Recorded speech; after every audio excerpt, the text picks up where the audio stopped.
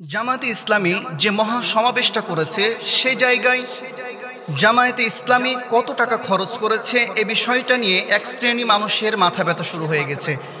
আপনারা লক্ষ্য করে দেখেছেন যে গোটা বাংলাদেশ জুড়ে বিভিন্ন জেলা থেকে জামায়াতে ইসলামী যে মহা সমাবেশ করা হয়েছে সেই জায়গায় কিন্তু লক্ষ লক্ষ মানুষ একত্রিত হয়েছে।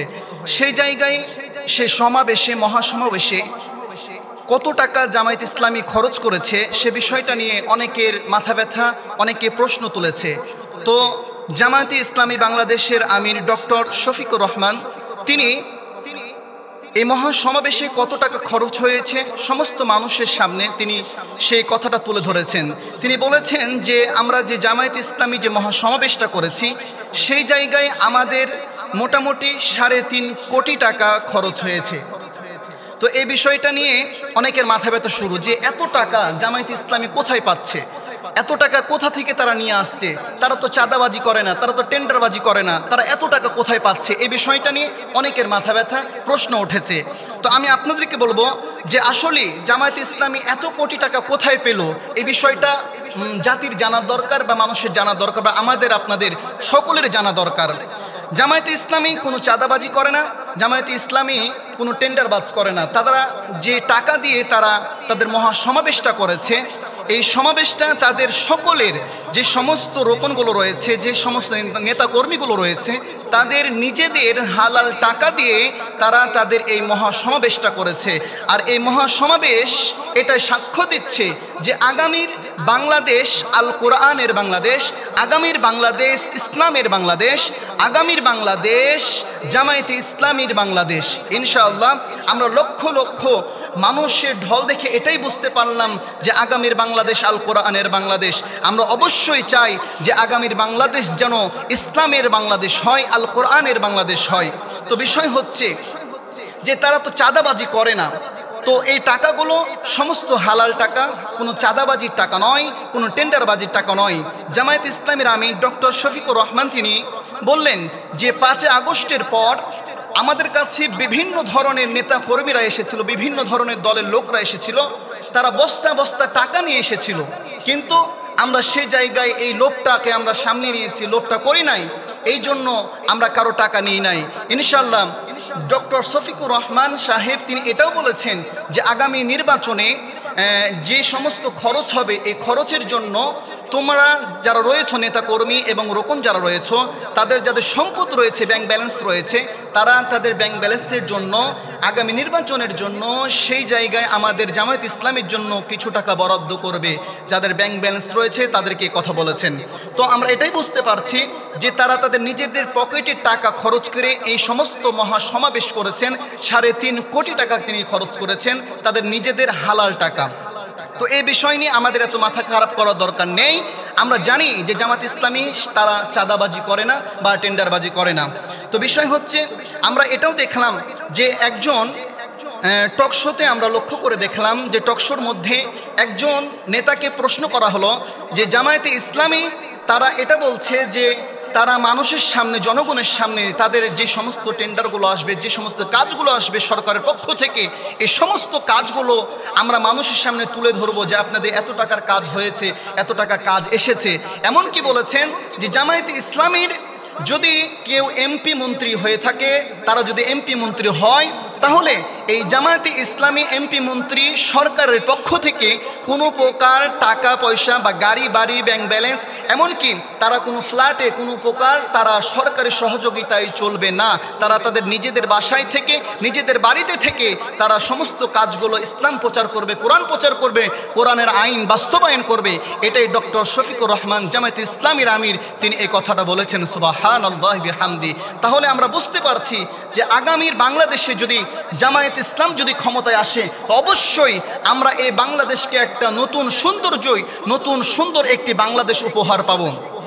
যদি জামায়াত ইসলামী আমাদের এই ইসলামী শাসন ব্যবস্থা যদি আমাদের বাংলাদেশে হয়, ইনশাআল্লাহ এই শাসন ব্যবস্থায় ইনসাফের সাথে এই বাংলাদেশে ইনসাফের সাথে সমস্ত বিচারগুলো হবে।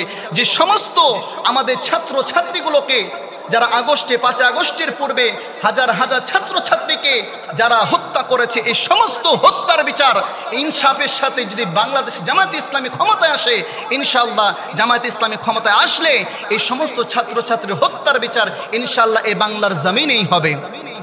আল্লাহ রাব্বুল আলামিন এই সম্পর্কে কোরআনুল কারীমের সূরাতুন নিসার 105 নম্বর আয়াতে আল্লাহ রাব্বুল আলামিন বলেন, ইন্না আনজালনা ইলাইকাল কিতাবা বিল হাক্কি লিতাহকুমা বাইনান নাস বিমা আরাকাল্লাহ।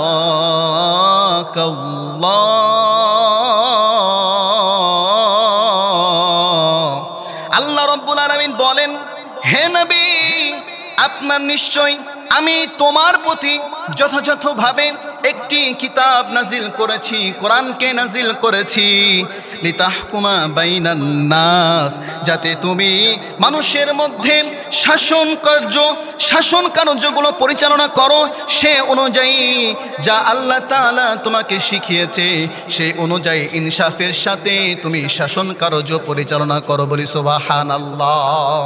আল্লাহ রাব্বুল আলামিন তার হাবিবকে বললেন, ইন্না আনজালনা ইলাইকাল কিতাব, হাবিব আপনার প্রতি যে কিতাবটা আমি নাজিল করেছি, লিতাহকুমা বাইনান নাস, এই কিতাব দ্বারা, কোরআন দ্বারা মানুষের শাসন কার্যগুলো আপনি পরিচালনা করুন যেভাবে বিমা আরাকাল্লাহ, আল্লাহ রাব্বুল আলামিন আপনাকে, আমি আল্লাহ আপনাকে যে শিক্ষাটা দিয়েছি। তাহলে বোঝা যাচ্ছে যে আগামীর বাংলাদেশে যদি ইসলামের বাংলাদেশ হয়ে যায় তাহলে অবশ্যই তাহলে আল কোরআন দিয়ে শাসন কার্য চলবে।